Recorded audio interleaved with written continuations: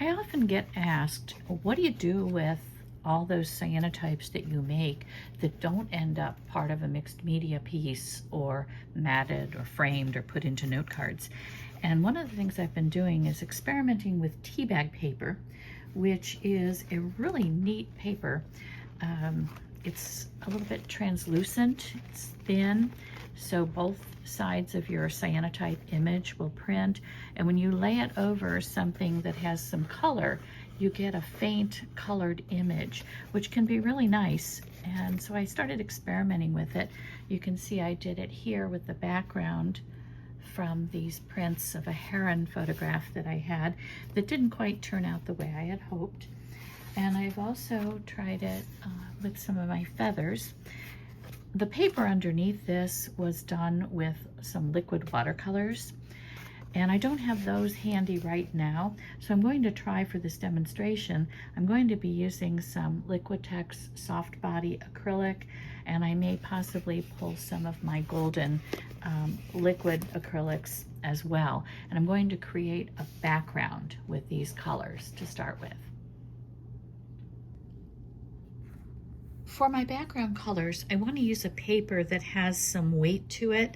This is 100-pound paper. It's Strathmore Bristol, 11 by 14 size. It has a nice smooth surface, which I like for this sort of work, and it's heavy weight, so it's not going to wrinkle or curve a whole lot, because I am going to be using water to wet it so that I can have the fluidity of some watercolors while still using acrylic gouache. And what I have here is cadmium-free yellow deep. I have some cadmium-free orange.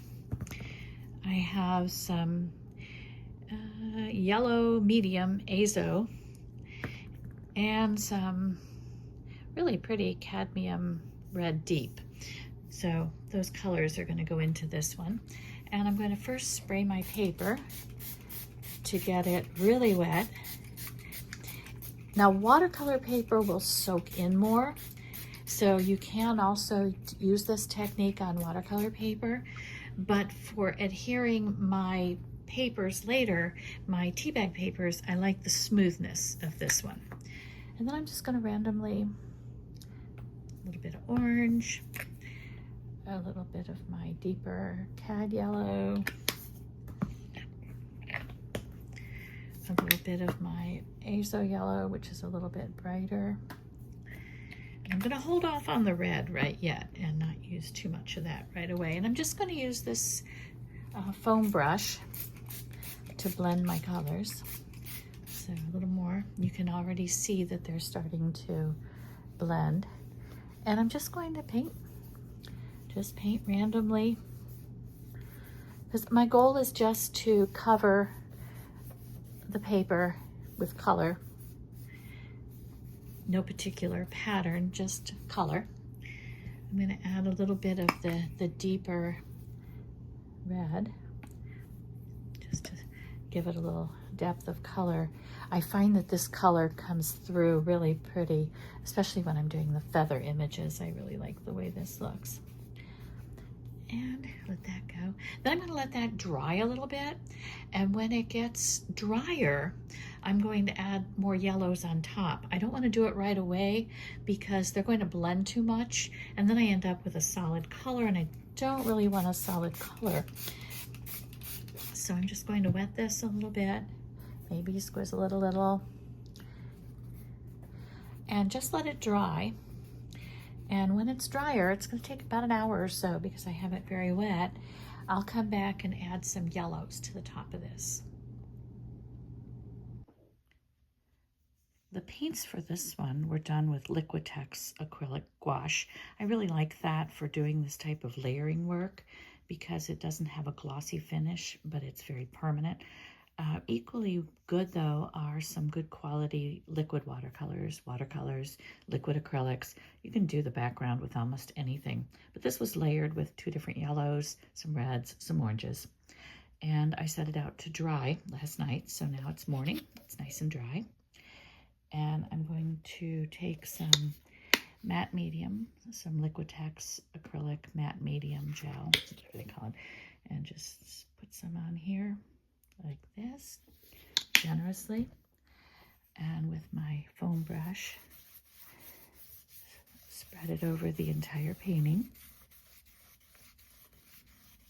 just to get a smooth coat of the glue. It acts as a glue in this case rather than a coating. There we go. Whoops, a little messy here.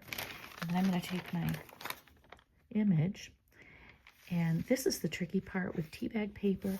It can crinkle a little bit, so while it's wet, you're going to need to constantly be adjusting and stretching your Teabag paper.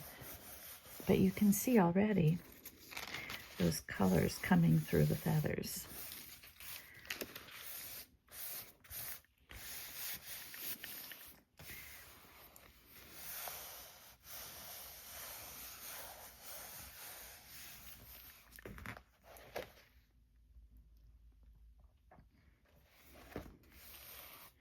Then the next step will be to go back to my Liquitex acrylic medium and spread a layer on top. Again, another generous layer. And this will serve to adhere the image to the background paper, bring out the colors, and give it a protective coating. So, multi-purpose step here. I may have put this on a little bit heavier than necessary. So I'll have to do a little bit of work on that. I'm going to just dab a little of that off on the paper on the side here.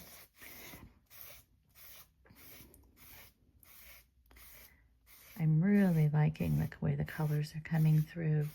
The shadows on the feathers from the cyanotype image are turning almost a really lovely purple color.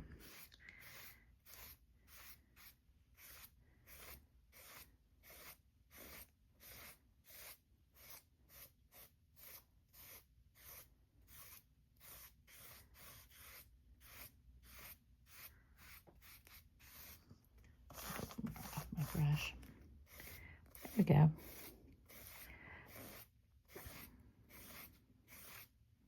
You want this layer to be as smooth as you can get it. There might be a few little wrinkles in your paper. That doesn't bother me because that all becomes part of the textures in a mixed media piece when I use this.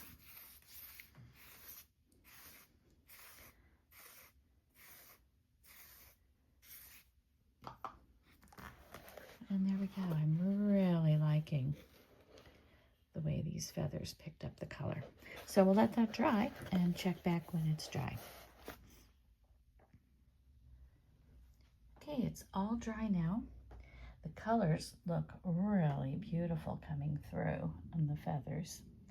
I really like the way all the details on the feathers actually took on a little bit of a purple cast as the blue of the cyanotype blended in with the oranges and yellows and reds underneath. Really pretty, and I'm very happy with this one.